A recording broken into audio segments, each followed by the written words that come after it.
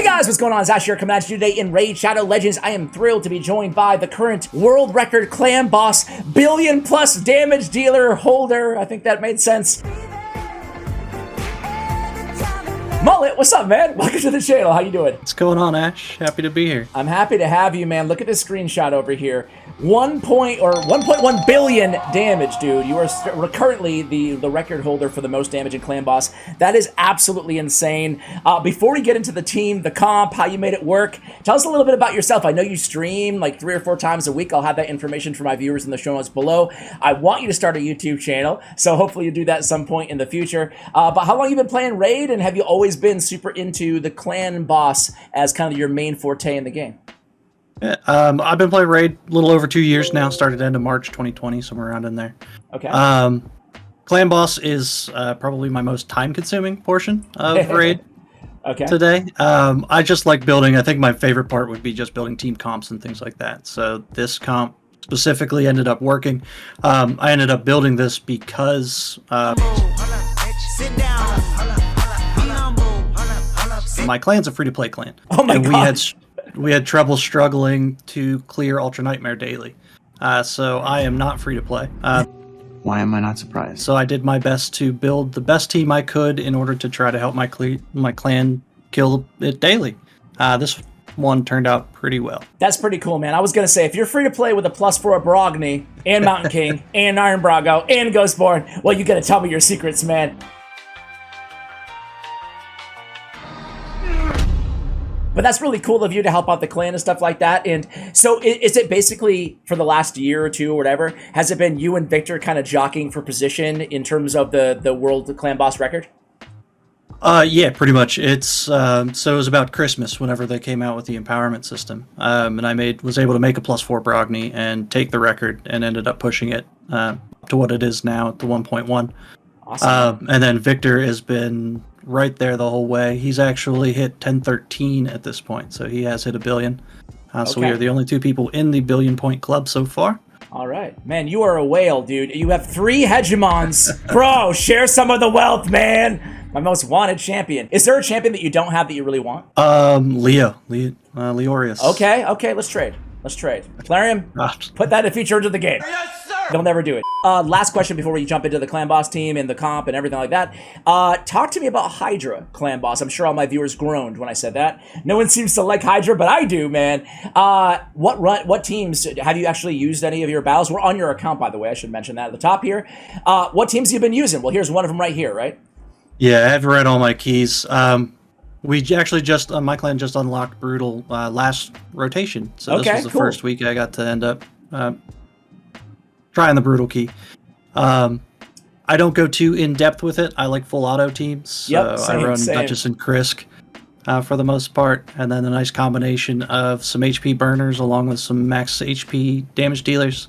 Block buffs, and you're good to go, it looks like. Yep.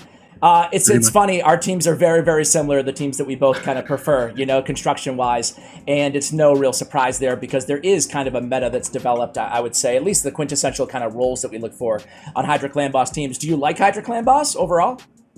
It's enjoyable. I mean, I don't mind it. I mean, it was released to be the most difficult piece of content in the game, so I don't mind that it's difficult. Yes. I mean, the whole game is based on RNG, and in fact, even my Clan Boss team is 90% RNG, so trying to work around that does not bother me at all. So this is the official name of this comp is the Infinity Shield team, is that correct? Infinity Shield, yeah. All right, so Infinity Shield, I actually ran this team for a while myself. I couldn't get all the speeds there. Unfortunately, the threshold of gear obviously is pretty high for this comp, but why don't you go ahead and start, I don't know if you want to start about each individual champion in their speeds and their gear, or if you'd rather kind of start with the overall concept of the team and how it works. We can start with the overall concept. So credit where credit is due. Victor Test did come up with this comp. He in fact innovated most of the strategies with it as well. He's a pretty smart guy. He's a beast. The way this concept essentially works is I call Brogni the engine of the comp. The more damage Brogni does, the better everybody else does. The less defense you need to build on anybody, things like that. The harder Corpulent Cadaver hits. So it is 90% reliant on how you can build Brogni. From there, then it is Corpulent turning that shield that Brogni is boosting into a weapon, and then everybody else just maintaining those shields so that they are on the entire time. Everybody in this comp does have a specific purpose, and the reason they're there are they are the best at that purpose, and they bring something else along with them. For instance, Brogni is the only champ in the game that can extend his shield. Corpulent is the only one that can do damage based on the size of that shield. Hellborn is the only Hellborn, Lanicus, and Krisk all are 3-turn buff extenders. Actually, we'll put an asterisk by Lanicus. But they're buff extenders, typically on a 3-turn cooldown. And then they bring something extra with them. So Hellborn brings a weaken, Lanicus brings an ally attack along with a couple extra buffs that come in handy. Krisk is the only buff extender that has ally protect in his kit, along with everything else that he brings, with the decreased defense and decreased attack. So they all have their own special purpose within it. Could you use a champion like, obviously not have a world record run, but for Krisk, I'd imagine would be the biggest hurdle for most people out there. Could you sub in just like a Godseeker or Neri, another buff extender, or is it not as easy as that? You could, so the main part of everything. So, like I said, Brogni's the engine that builds the shields. Corpulent's the one that deals the damage. Everybody else mitigates as much damage as they can.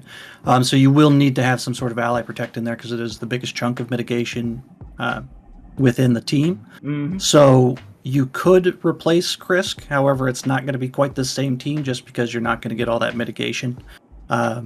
You're also not going to bring you're going to lose some of the utility that Krisk brings as well. So you could, but it's not going to be the same team, and it's not going to work as well. When you say not work as well, could you still one key Ultra Nightmare, you think? Oh, I'm sure. Okay. Okay, you're just not going to get billion damage and press your clan. Right. Oh, hell no! Got you. So I also want to add that I've actually, as I mentioned, I created this team myself as well. I didn't create it, but I built this team, I should say. And I built Lanicus the Chosen really slow. I just didn't have enough reflex gear that was good on speed. And it still worked. It still got like easily one keyed even without those stat thresholds. So I'm gonna go ahead and show all the masteries and all the the artifact sets and all the total stats for all of these champions right now for everybody to have, starting with Underpriest Brogni. But as I do, can you speak a little bit about the speeds that we're aiming for here on each of these champions? And is it does it need to be on the nose on all these numbers? In the case of everybody, or if anybody is building this out of the gate, you'll notice there's some changes in my comp just because, like I said, Brogni is the key to it. So because my Brogni is a +4, and I don't know that anybody has a stronger one out there, especially in a reflex set, I'm able to build my other champs slightly different. As far as speeds go, speeds are all going to be about the same. So you have Brogni here who's the slowest in the comp. He, especially versus Spirit Clan Boss, only needs 55% crit rate, being he's positive affinity, as well as Lanicus bringing an increased crit rate buff. But his 184, I'm thinking he can be 184 to 188. Memory serves off the top of my head. Krisk is probably the hardest one to actually tune, because you want him typically in a Guardian set, if you can. Once you get Brogni strong enough, you can move him to like a Toxic set like I have. And these can be anywhere 286 plus. So 286 in an immunity set or any specific 4-piece set is that's not speed, is kind of difficult. But you can see I have War Master on my Krisk. Yep. Anybody else building him, I would go to the defensive set because 95% of your damage is going to come from Corpulent. So the more times you can get him to swing, the more damage you're going to do. Getting the extra couple of million damage out of the other members of the team are going to pale in comparison to Corpulent swinging for 3 million per hit. Okay, absolutely makes sense. And you have reflex on Lanicus. Yes, reflex on Lanicus. Yep. That is a must. Back to my asterisks from before. So her buff extension is actually on a 4-turn cooldown, and you have to have that 3 champ on 3-turn cooldown rotation. That way all the buffs stay up. So she has to be in a reflex set in order to maintain that 3-turn cooldown, as well as many refresh accessories as you can get on her. Okay, and Hellborn Sprite, we have 294, so pretty fast for her. Yeah, that's actually a slightly different tune than the ones people may have seen on the website, on DWJ's website. She can actually be slower than that to fit in the tune. There's just a strategy that involved with a faster Hellborn. Okay, so how slow can she be? Do you know offhand? I believe the original one, so it's Krisk 286 is the fastest one. Lanicus then is 269 to just under Krisk, so 285. Then Hellborn comes in at like 245, I want to say. Corpulent between 190 and 220, somewhere around in there. And then Brogni 184, 188. All right, makes sense. And what are you aiming for on all of these champions' defense and HP? Are there certain stats that you're trying to achieve there? So as far as besides speeds, the things you really want to look for, Corpulent being the most important one. Again, everybody's trying to mitigate damage from Corpulent. So Corpulent himself is in a Stalwart set, which is going to mitigate the damage he's coming in on the AoE attacks. You also just want pure defense that you can get on him. Because the damage that he does, or the bonus damage, I should say, that he does on his A1 from the size of the shields is a set amount. It doesn't change whether it's a crit hit, a weak hit, normal hit, or anything. Doesn't matter what damage stats he has himself. His bonus damage is exactly the same. So trying to add an extra 10k damage using his actual stats is minor. So you just want as much defense as you can get on him and some revenge accessories as you can so he can hit more times. Everybody else is just mitigating. So you're getting him to speed. Krisk and Hellborn you'd want in immunity set, or I'm sorry, not immunity sets, Guardian sets, so they can mitigate some extra damage from Corpulent, as well as the rest of the team, help everybody stay alive.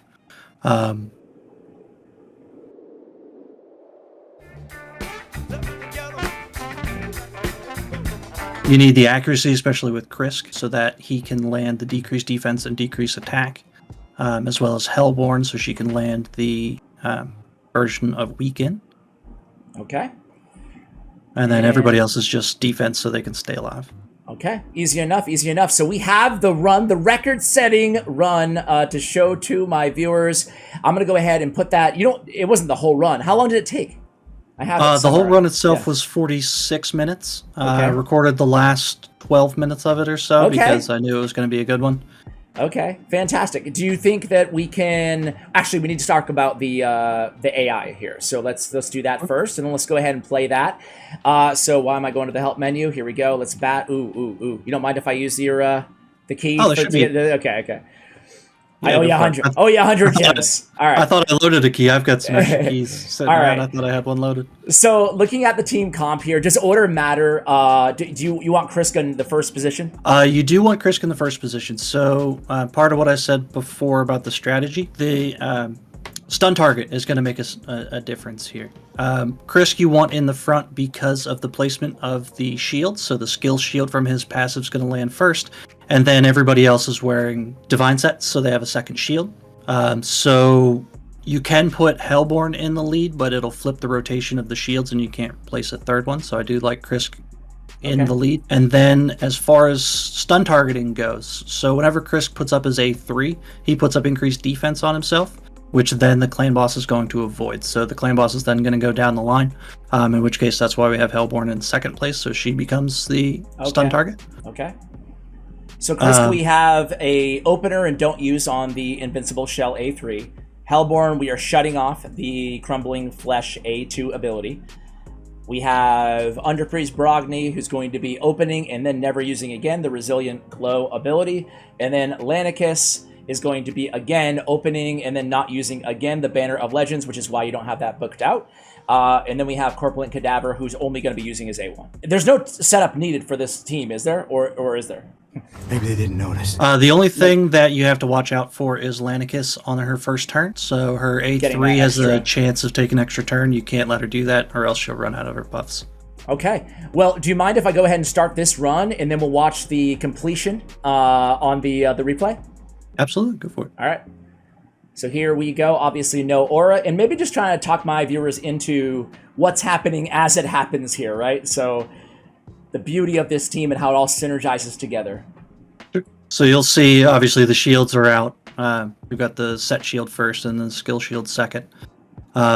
Everybody else opens with their A3s, and then they're not going to use it again. So Krisk gives the increased speed as well as the increased defense to himself, so he is no longer going to be the stun target.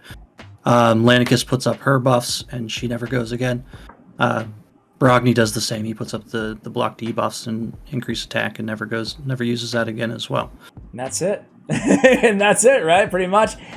Set it and forget it from here on out. So this works obviously against any difficulty. Corpulent Cadaver, is he, what is he hitting for on his max on this run? Typically through the runs, I'll get him up to around 3.4 million per hit towards the end. I think that's where we got him for the record run. The most I've ever got him up is 3.7. Wow, that is insane for a rare champion, but it's so cool, the synergy between him and Brogni. It's cool how newer champions, Brogni's not really new anymore, can kind of unlock potential in older champions, you know? Listen, man, I'm going to go ahead and play some of the finale here of the world record setting run. As we do that, any other tips, maybe generally speaking, for Clan Boss? Obviously, for folks out there who maybe don't have all these champions, what is your general philosophy on Clan Boss? Any general tips that you can give folks out there? Well, I mean, as far as especially what I tell my clanmates and things like that, because like I said, coming up from a free-to-play clan, I've gotten most of them up to hitting Ultra Nightmare and things like that. That should always be the goal, is to get that Ultra Nightmare top chest. Yeah. Easiest way to go, if you can go, is an unkillable team. But however, if you can't, things you want to look for in the champs you're going for are that damage mitigation. So Ally Protect is the biggest broken skill in the game. Yeah. And when it comes to Clan Boss, and then just get a proper tune so that you know what they're doing when they're doing it, and strive for that top chest.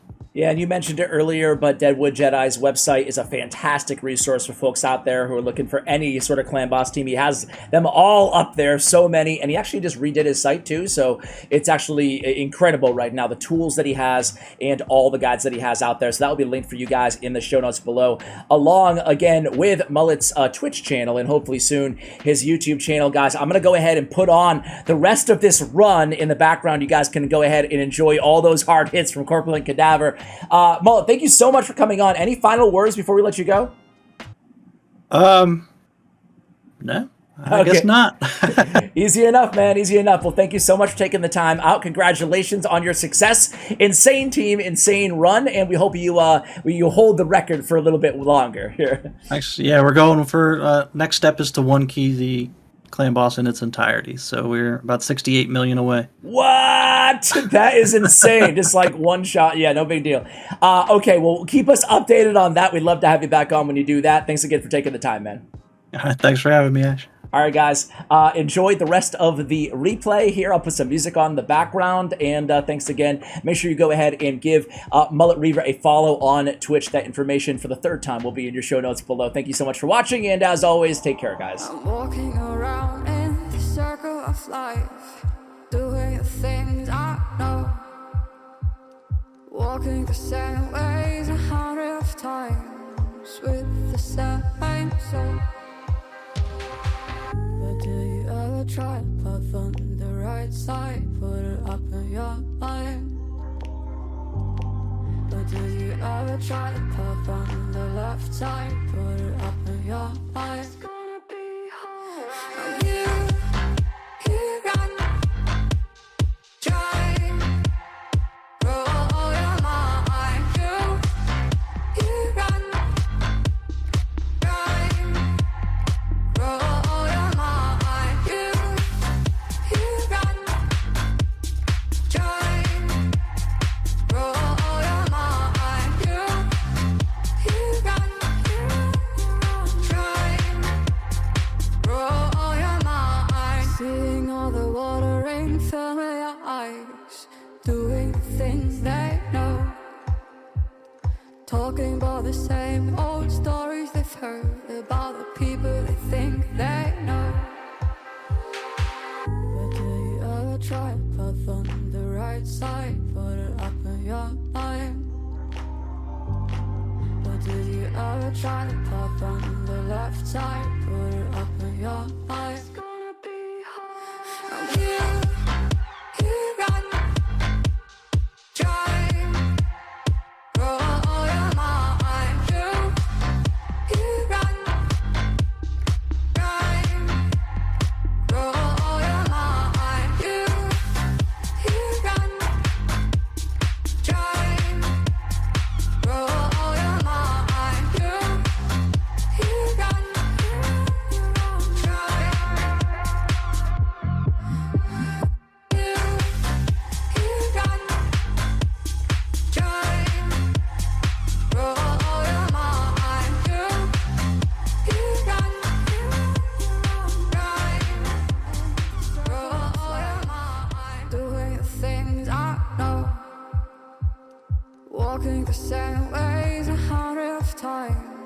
with the same soul. But do you ever try to puff on the right side, put it up in your mind? But do you ever try to puff on the left side, put it up in your mind? It's gonna be alright. You run, try, roll your mind. You run, try, roll your mind. You run, try, roll your mind. You run, try, roll your mind. Seeing all the water rain fill your eyes, doing the things they know, talking about the same old stories they've heard about the people they think they know.